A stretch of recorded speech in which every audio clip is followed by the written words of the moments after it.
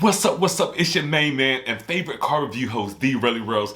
Welcome back to the channel in another episode of Informative Automotive. If this is your first time here, please do me a solid, hit that wonderful subscribe button, also like, share, and comment. And to stay up with all things automotive, you gotta make sure that you go and follow me on Instagram at D Really Rose. Today, I'm back to update you with all things C8, all new C8, what's going on with the C8. Now make sure that you stay through to the end of the video because I have a secret on the all new trim level called Zora. Yeah, the Zora trim line. What's Zora? You gotta stay tuned to find out. That is gonna be the new boss of the Corvette, so stay tuned for that one. Now over the recent weeks, we've been seeing news article after news article after news article about the good, the bad, and I guess several uglies dealing with everything that's going on with the C8 right now. So today I decided that I was gonna touch on a couple of them that I think should be headliners in what's going on with the C8 and what's going on around the world with the C8 as well, because I have a bonus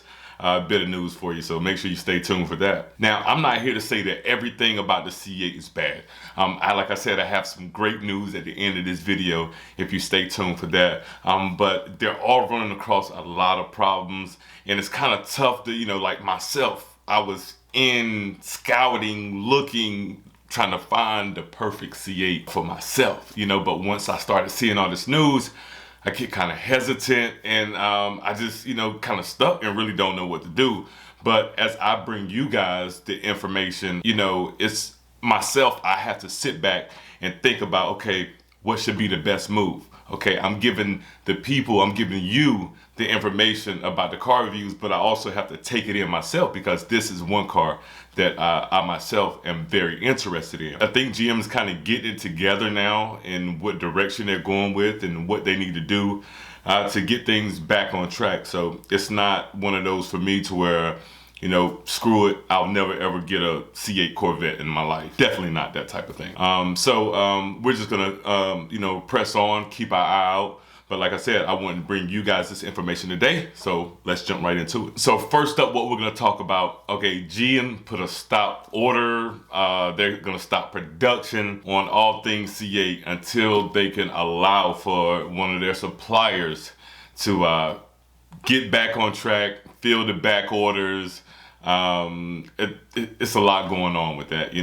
There are two different dates that were put out there. They say it's going to be a temporary week delay, and then they're saying, hey, we're going to push things back until December. So still working out the exact on that. I haven't gotten an exact quote from GM yet, so I'm not going to hang my word on another article that somebody else posts. I'm going to wait till I hear from GM Direct or GM Authority. They're pretty good with the information, so I'm not going to hang my hat on that just yet, that December thing.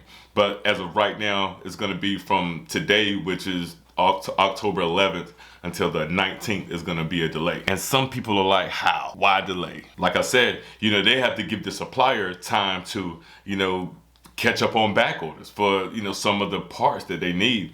So if they continue going on and the supplier is still steady getting backed up, it's just going to cause a big mess. So what they need to do, take a pause in production. It's only a week, okay? If the week is going to make a difference between you ordering your car or being pleased with your order and not, then you've really got bigger problems. I'd rather for it be a week and things to go like they're supposed to do than for it being delayed 6 months to a year, So I think that GM is on the right track. They know what they're doing. They're going to get things back up and running, Only a week. Sounds like a vacation. So we can say that GM did say that they will be shutting down the Bowling Green, Kentucky factory for 1 week, October the 12th through 19th.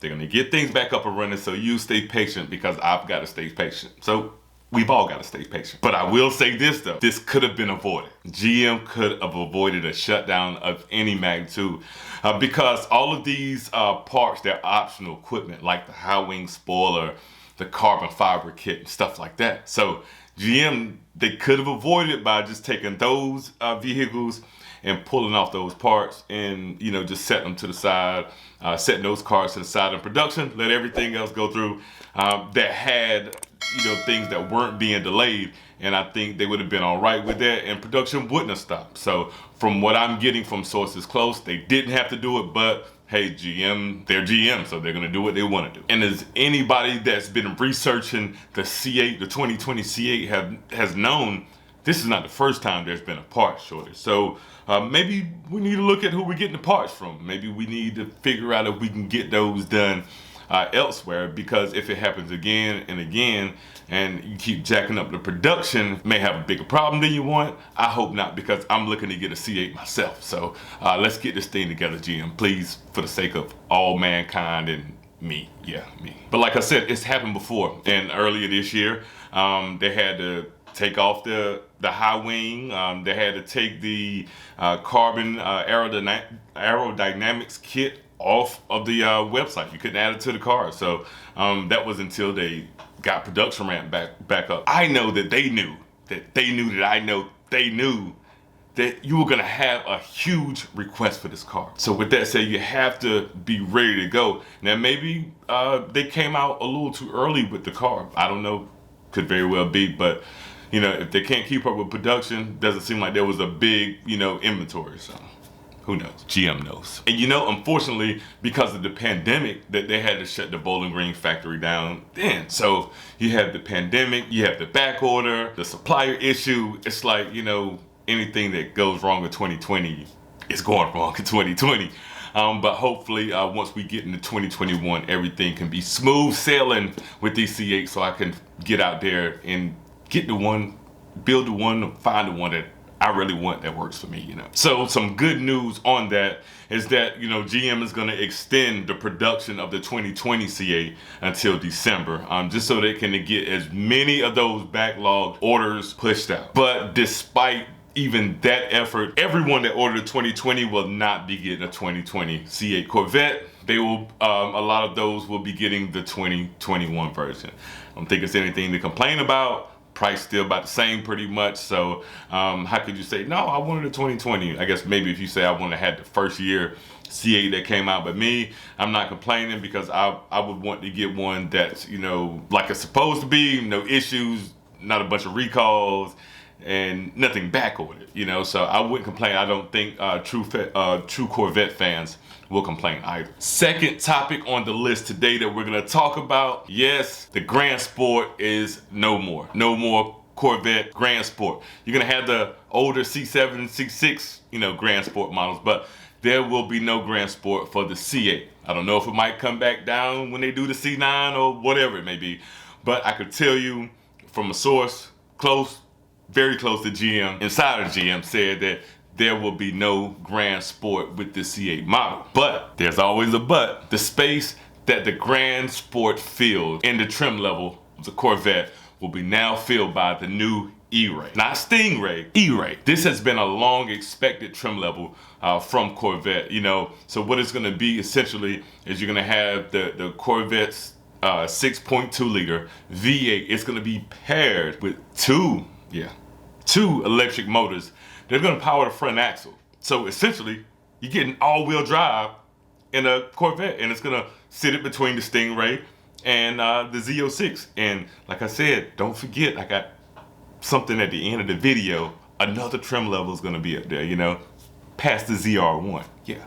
But anyway, the new E-Ray, I think it's gonna be amazing. I think the opportunity to, you know, have an electric, an hybrid, man, it's gonna be exciting, because you know what? It's gonna turn it into all-wheel drive, because like I said, the electric motor is gonna power the front, and then the 6.2 liter V8 will essentially power the rear. Could you imagine the launch, the takeoff in an all-wheel drive vet? I can't wait to see it. Now, the exact torque and power hasn't been put out yet on the new E-Ray, but I can expect and feel comfortable in saying that I believe the E-Ray will be in the range north of 500 horsepower. I would say around the 550 mark, because that's gonna sit it right in between the Stingray and the Z06 with the projected 600 horsepower. You know, the current Stingray is about 495. So 550 for the E-Ray seems about right for me. Ready for the secrets? Okay, first one, the all-new Z06, right? It's gonna come with the flat plane crank V8, but it's gonna dish the push rods for an overhead cam setup. Tell me what you think about that. Positive move or negative move? And the big ta-da that I wanted to bring y'all today, I just heard it myself. I just did some reading up on it as well.